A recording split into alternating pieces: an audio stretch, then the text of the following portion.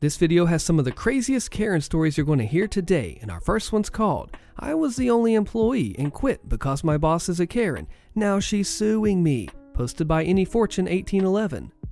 I started working in a small fabric store about 2 months ago. The hours were short, and it wasn't all that busy, and the owner seemed nice at first. The drama began the moment I started. I noticed that there was no cash register. I was used to working with an electronic cash register for my 2 previous jobs, but here, checkout was done differently. She showed me the little cash box that even a 2-year-old could pick the lock off and the price tags, or rather lack thereof. She wanted the price of everything to be hidden so the customer could make up their mind before they find out the real price. Some items didn't even have a price. She was also particular about how she wanted the slips of paper with our revenue written and where she wanted them placed. She even told me to guess, which always ended with me guessing far too low because the stuff was not great quality. A button for 1.8 euros, regular jersey fabric for $24.99, dull scissors for $27, and a little money pouch for $35. Half the stuff was absolutely mental. She said she needed assistance because she wanted to start some sort of training I don't even know. I should have noticed something then because she was adamant about leaving the store to me and A. I was hired as a help, 10 hours a week max. She wanted to raise that threshold to 20 hours or, if she had her way, 30 hours.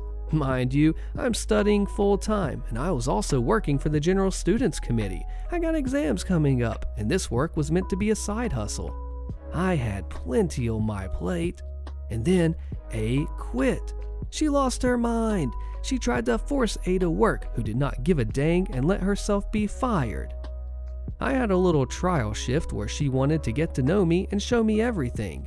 She let me handle some customers. One of them was a little girl who wanted to sew herself a Greek toga. Picture a chiton, and I got big time excited because I used to sew costumes and knew exactly how you could easily sew something like that. I told her how I would do it, and the girl was super happy and told me that she'd come back with her parents. B was not happy. We don't do that kind of stuff here, like costumes. This is a serious business. I got reprimanded for that. Yeah, she was also a hardcore Christian. She kept a Bible next to the cash register and told me that she wouldn't carry anything that goes against her religion. The only example she gave me was skulls. No skulls, not even during Halloween. Not even in combination with the pirate theme. The first real problem came when I wanted to be paid at the end of my first month. Usually, you sign a personnel questionnaire when you first sign your employment contract. She somehow managed to forget about it, then called me the day it was due to tell me to come in. I was busy that day, and then told me to come in on Monday to sign it. I overslept that day and I was late, and I had a mental breakdown because she gave me the impression that I was going to get fired. And on Monday, as I rushed into the store, told me that I was going to be fined because the document was late. Since I'm such a good person, I'm going to cover the fine this time, but if this happens again, that's going to be deducted from your pay. She also said that she would have offered me a permanent position, like I had not explicitly told her I couldn't do more than 10 to 15 hours per week. She continued to dodge questions about my pay though, saying that she couldn't send it because some secretary in the payroll office was on holiday. I don't even know what that had to do with anything. And then telling me that we might need to deduct something from my pay in retrospect. Yeah, no. The second real problem arose when a customer came in demanding her finished order, 2 small purses for her kids who were about to start school in 3 days to be embroidered and a little ribbon sewn on. About 30 minutes of work. I, however, couldn't find them since it wasn't with the other projects, and after I called B, the Karen, she yelled at me that there's nothing she could do about it since she's driving. The customer heard it since she was literally screaming at me. B had talked to the customer before, saying that it would take 1.5 weeks. That, however, was 3 weeks ago. Then changed that to come back Thursday, not even making a promise that it would be done by then. As the customer got angrier, at her, not at me, mind you, she finally got the message and rushed into the shop 2 hours later to finish the project, not saying a word to me. The sweet lady from down the street, who had seen everything go down and comforted me after, brought me a coffee and, without acknowledging my boss, she said loud enough for B to hear, "Don't let it or her get you down." I was grateful for that after a long day of stress. When another customer complained after she sewed the broken zipper back onto her skirt, but failed to notice the broken slider thing on the zipper, I called her again because I can't do returns. Well, what the heck is this girl doing with that? It's broken again already. And then went on to call the young woman broke for not wanting to pay 30 euros to exchange the zipper. Yes, the woman heard it all and was shocked. I saved her the 30 euros by simply inserting a new slider, and I told her to be careful with it. 0.8 euros and the customer was overjoyed. Haven't heard back from her since. B also accused me of being late because a customer who was supposed to get her order didn't show up.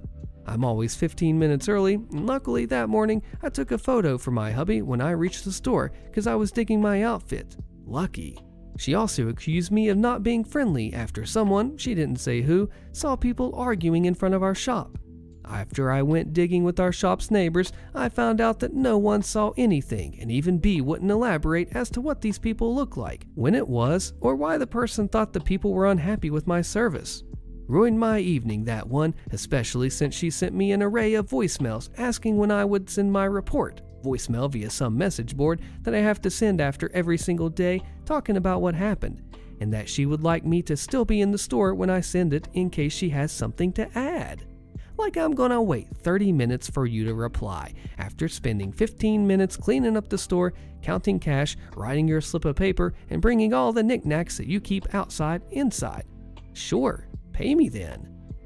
She is also incredibly dirty. Like, I get leaving stuff lying around, but I don't get why 2 coffee mugs have to be kept inside the store to develop mold, or why you would leave a singular used fork with food still on it on your desk, visible for customers, or why you would leave milk out for a week in our 1x1 meter break room, 40 by 40 inches, which wasn't even usable because there was trash piled up in the corner since we don't have a trash can. She kept belittling everything that I did. I used to do PR, and I was offering to take pictures for us to upload on our Google business page. She told me no, she doesn't want to build an online presence. What? And when I told her people like to Google fabric store and see what shops pop up and then decide where to go, she told me that I was wrong, and that's not how people shop. I was also saying that she should maybe take her name out of the business Instagram's name feature, you know, the little nickname thing under the @ because no one was going to find the shop with an @ like name.of_the_shop. She said no, people would find it. I'm studying this, and you'd think that she'd put a little faith in me. It also cost nothing. I would have done it all for free. Thank God I didn't. When she told me to decorate our shop window for back-to-school items, I yet again could do no right. Yes, we are a fabric store. Yes, we sell plates and cups now. First, I had to wash the plates because when I found them, they were sprawled all over the floor as if someone knocked them over and thought, OP will clean it up. I had to buy a pack of paper towels in my non-existent lunch break, and she seriously said, I told you I'd bring some. The shop can't afford those right now. She didn't bring any. I needed them now, and they were literally 80 pence. If you can't afford that, then maybe your shop shouldn't exist. I ended up gifting them to her so she would shut up because she went on about, that's not the point, you disobeyed me. You know, like I was her slave. She then told me to redecorate the window 3 times because she wasn't satisfied but wouldn't tell me what was wrong. And then she hit me with, I thought you'd know what I wanted by now. Literally, just do it yourself then. I literally had to move your craft table, 4 heavy blocks, and all your ugly decor to even reach the window, 3 times. Another weird thing was when I lost my notebook that I keep for my work schedule and later found it hidden under a piece of fabric on her desk. What's weird about it is how it got lost during the time that I had to tell her my work hours so she could pay me. It's lucky I also tracked that stuff in the calendar on my phone. It's also not like she didn't know it's my notebook. I'm the only employee and it's got my name and my handwriting inside of it. Scheduling was a completely different issue. Every job I worked at, you were asked if you could cover certain days, what your schedule was like for the month, and then you got your work schedule, usually a week before the next month. She expected me to tell her 1 to 2 months in advance when and why I was busy. And if it's anything other than university related, she would schedule me anyways. Hubby and I had a 5-day vacation planned for our anniversary, our first actual vacation away, and when I asked 2 months in advance if I could have those days off, she told me no, that's not a valid reason, and how dare I even think I deserve a vacation after 2.5 months of work. I hadn't seen my family in quite a while, even though they live only 2 hours away, because of this. She constantly forgets that I'm a help, not a full-time employee, not to mention the guilt tripping. The business is suffering because you don't want to work. I'm going to lose the shop if you don't do as I say. You're an employee, not a help. I can force you to work, you know. I would be more considerate if she had posted an actual job offer somewhere other than her Facebook page. A post that got 4 likes and no comments. It's been 2 months. She's not even trying. So when she sent me this month's schedule 2 days before the beginning of the month, I told her immediately that I couldn't make it on the first weekend. She said that I had to. I said that I had university stuff, and then we stopped communicating. I drove home after my university thing to see my family, and then the railway employees went on strike, all trains were canceled, so I was stuck with my family. Thankfully, a friend offered to drive me home so I could make it in time for my shift. But when I came in yesterday, I didn't even have the chance to tell her any of that. She took me aside, said that we should establish better communication, said I'm a horrible, uncommunicative person for not wanting to discuss scheduling issues after a long shift, and also that she was going to deduct the hours that I wasn't working on the first weekend of the month from my pay, about 70 euros. I was kind of ticked, and as she walked out the door, she said this: "Oh, but I got a lot of good feedback from customers about you." Can't pay my rent with compliments, Karen. Everyone's been bugging me for weeks to quit because she has mental issues, going as far as to say that it would be better if the shop simply burned down. I defended her up to that point, but yesterday I reached my limit. I called my mom, told her everything, and my mom asked our lawyers for advice. Yeah, what she's doing is big time illegal where I live. So we drafted my resignation letter, and I sent her a lengthy message at the end of the day, saying I wouldn't be coming in the next day and so on. She lost her mind. I got bombarded with messages saying that she was going to contact a lawyer about me stealing from her. I charged my phone while I was at work because I had to be at her beck and call every second of the day, and theft of sensitive data. I sometimes took home my calculations, which were literally just numbers, no address, no names, and so on, since we don't have an electronic cash registry. And then she ended her tantrum by banning me from entering the store. I'm glad my family has my back, but I'd much rather have a boss that's not insane. Update. It's been a while, and after threatening her with a lawsuit, I finally got my money. No cuts, no more messages, nothing. I was forced, however, to mail in my resignation and the key, which cost me 6 euros because I wasn't allowed to give it to her in person. I'm still very much banned from the store. I also forgot some other equally stupid stuff that she had me do or that I had to live through during my time there. Like that one time, a friend of hers walked into the store, treated me like a servant, and then accused me of hiding our opening times, which were literally right there. I asked her how I could help because she looked kind of lost, and she just said, "I wanted to talk to Karen, so I don't know what you could help me with." She then asked when she would be in, and I replied with, Tuesday, because we just had to change our opening times ever since A quit, and she kinda lost her crap. "Why are you lying to me? What are you hiding? If you meant Tuesday, then why would you say Monday?" I wanted to leave right then and there. It was pretty dang weird. The weekend after I quit, I got a call from an old friend though, who basically said, "Hey, do you still hate your job? Would you like to come work for us?" He's heard all about Karen and seen some of my PR work and told his bosses about me. I had an interview for a position in their social media and marketing team yesterday, and today I got the message that they would like me to come work for them. The best thing is, since their headquarters are 2 hours away, I'm allowed to work from home, and even if I have to go to the office, all my travel expenses are taken care of. My husband and I also did end up going on that vacation. Yay for that. This lady was not a good example of a person, Christian woman, or anything. She should take a self-assessment and realize what she is doing. I'm sorry I had to go through this, OP.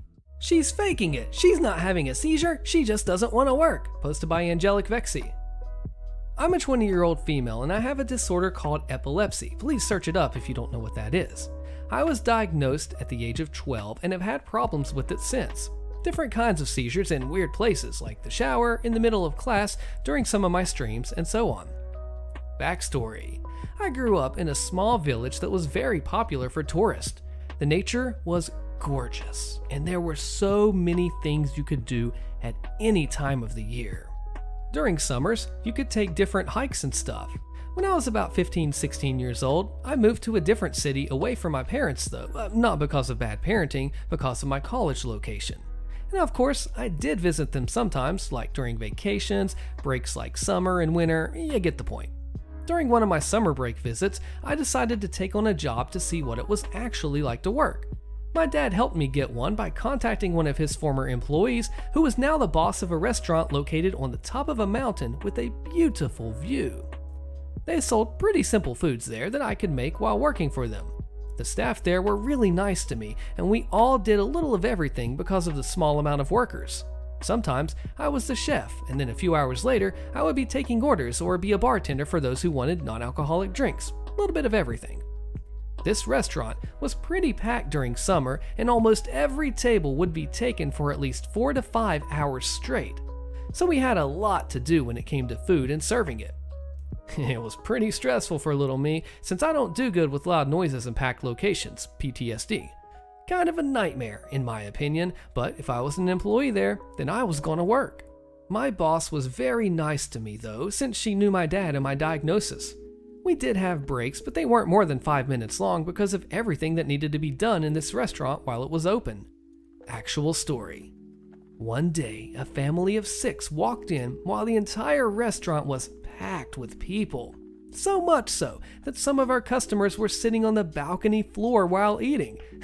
They seemed fine with it though.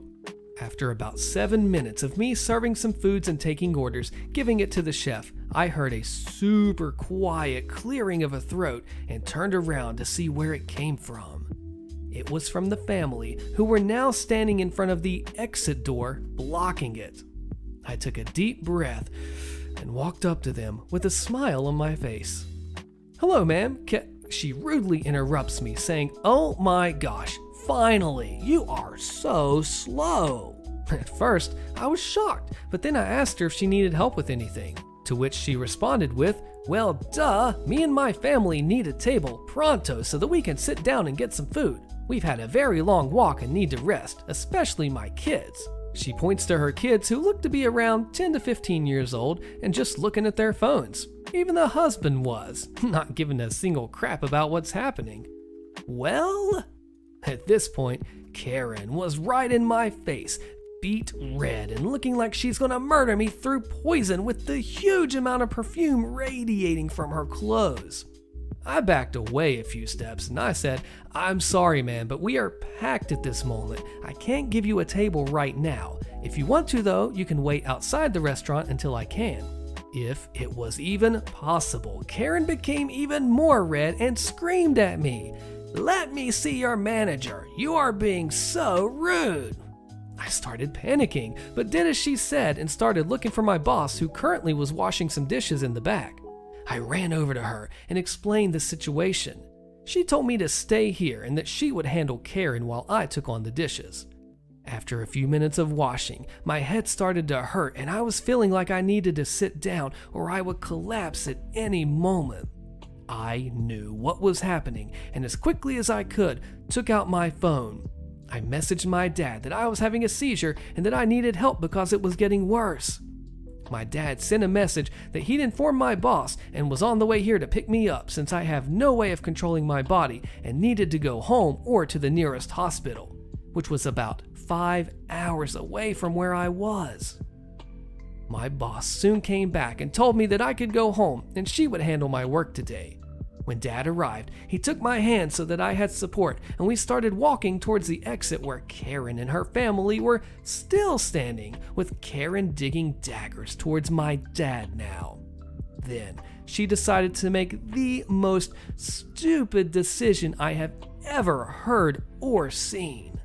Karen walked up to my dad and started yelling at him. "What are you doing dragging her out of the restaurant? She's supposed to be working to get my family a table. Her boss will fire her for doing this."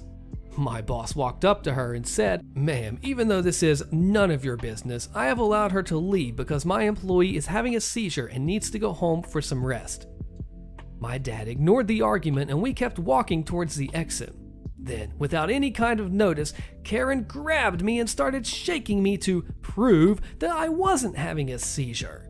My dad became furious and pushed her back, hiding me behind him, out of Karen's reach. "Don't you ever touch my daughter again! I will have you freaking arrested if you even try to talk to her!"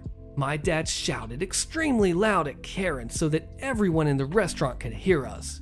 It became completely quiet, and Karen's face was as white as a ghost because she just realized what she had done. My dad then walked out, carrying me in his arms to protect me, since I was completely helpless now with how long my seizure had been going on for. A few days later, my boss told me that Karen and her family have now been banned from the place, and if they try to come close, my boss will call the cops on them. And I can understand why. Because what Karen had done could actually land her in jail.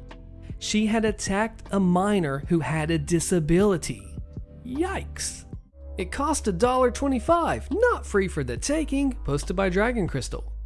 I'd originally posted the story in Entitled People, but was told to post it here too, so here it is. I'm sure everyone who's gone to the movies has seen flavored salts for popcorn. At the theater that I worked at, we have them laying on a small rack on the registers, and I was told that we used to have a price label on it, but people or kids would rip them off, so management stopped replacing them. So people now believe it's free for the taking, and in this story, I had to get more serious to get them to listen to me. It had been a decent morning, and my shift was about to end in about an hour or so. I've been working concession stand for about 6 months, and I knew how to handle things, especially when it came to customers who take a long time debating on what to order, and I'm a pretty patient person. But even so, some people still manage to irk me, and it's usually those who just grab the salt off the rack and try to sprinkle it onto their popcorn, only to give me the surprise Pikachu face when I say, that'll be $1.25 for the salt. Luckily, it's still sealed, but that doesn't stop them from still wanting to open it. Customer says, "What is this little thing, $1.25? I thought it was free just because it's sitting here." I say, "No, it's $1.25. Managers just place it here so it's easier to manage." "It can't be $1.25. I came here all the time and it's always free." I was told by the GM herself that it's been $1.25 since the building opened, so you want to buy it or not? They'd usually give me a disgusted look before throwing it back on the counter and walking away. I just pick it up and make sure it's not cracked or broken before placing it back on its rack. A few minutes later, it's near the end of my shift, and I'm finishing up my last customer's order. As soon as my replacement signs into the register, I log out and head out, only to hear little giggling from my salt rack and see a small hand grabbing the cheddar cheese salt off the rack. "Hey, that's not free to take, kid." He realized he's been caught, but instead of putting it back, he immediately bolts away, but not before grabbing a handful of candy off the rack. I call after him, but the little goblin just kept running, and I sprint out after him yelling that he has to pay for that. Luckily, he didn't make it too far before I caught up to him. His parents were waiting for him at their auditorium door and questioned why I was following their child. I explained that he took some items from the stand and he either puts them back or pays for them. At first, I thought the parents were going to have him return them. Instead, the entitled dad, I'll call Chad, says, "Well, I don't see the problem with him taking it. It's free, isn't it?" No. The cheddar cheese salt is $1.25 and the candies are $1.50 per pack. Entitled Mom, aka Karen, replies, "Our son would never steal things. I'm sure you're just mistaking him for someone else." "No, I watched him take it from the rack and run away. Why else would I be calling out to him?" The hobgoblin replies, "But I just want some candy." "You still have to pay for it. It's considered stealing if you just run off with it." "Well, he wants it and we're missing our movie. Well, I'll pay for it afterwards before we head out." "The preview's just started. One of you can still go and pay for it. Or you can just leave us alone, or we're going to report you for harassing us and our child. Or I can have security come and escort you to the front, or you can pay for the salt and the candies. Your choice." Chad's looking ticked, and I'm not an intimidating person. I'm very much the opposite, a soft-spoken person and very, very shy, as well as short. But I've dealt with getting picked on, bullied, and pushed around by others, so that I wasn't going to let them get away with it. Chad shouts, "I'm going to have you fired for harassment, because this is unacceptable. You're claiming my boy stole from you when he clearly didn't." At this point, I was getting ticked, and when I spotted security, I waved over to get him to deal with the entitled parents who tried to let their hobgoblins sneak away until I pointed out that he was the cause of this argument, which his parents again denied, and when they became too loud, security was forced to have them move away from the auditoriums, since I'm sure the other moviegoers were able to hear Chad.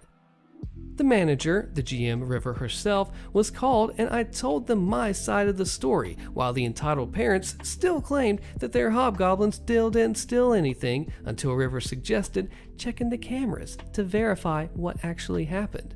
Chad started making excuses about how they were missing their movie, before claiming the hobgoblin should get to keep the salt and the candies as compensation for them missing their movie, admitting that their little hobgoblin did in fact steal them.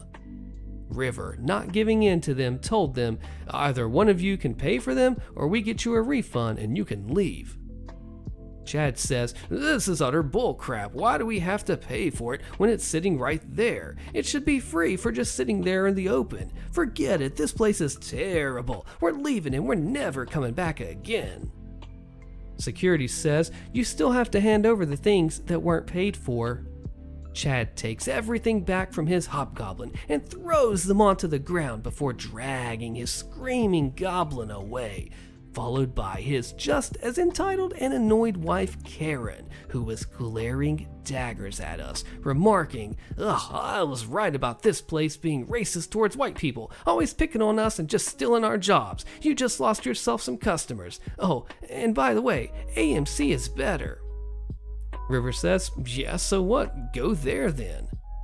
Karen and Chad gives us a final glare, maybe even flipping the bird at us, but I was busy cleaning up the spilled salt to notice. Never saw them again afterwards, but I honestly didn't care, because I've dealt with worse hobgoblins and entitled parents. HOA President Takedown. He tries to find me over this. Click the video on your screen, you don't want to miss a fallout of this one, and I will see you there.